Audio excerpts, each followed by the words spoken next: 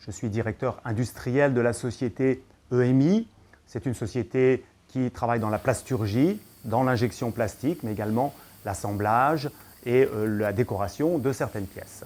4 sites de production et avec la croissance, on devait encore s'étendre.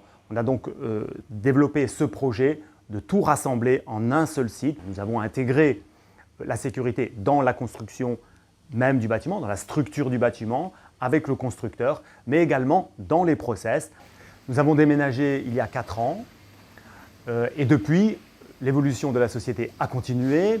Donc on a continué à acheter des machines, à embaucher des gens et on a dû justement s'adapter à ces évolutions par rapport à ce que nous avions prévu au préalable.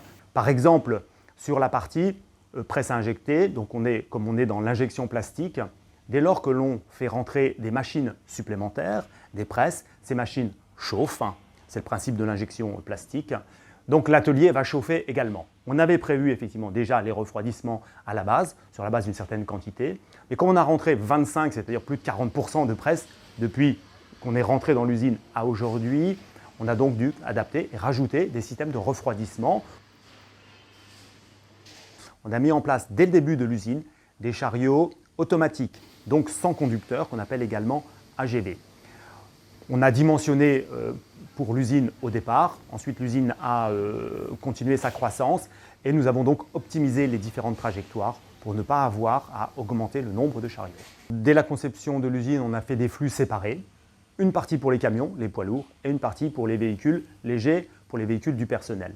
Avec l'extension et le nombre de salariés qui a augmenté, on a donc rajouté des parkings à l'extérieur sans pour autant avoir risqué les croisements avec les camions. On a toujours des développements en cours et des améliorations. Par exemple, là, on travaille avec l'aide de la CARSAT également sur un projet d'aspiration de fumée. Lorsque l'on fait des purges, la matière est à l'air libre, elle peut dégager un peu de fumée. Donc, on va mettre des systèmes de captation de fumée pour les évacuer au travers de filtres à charbon sur l'extérieur.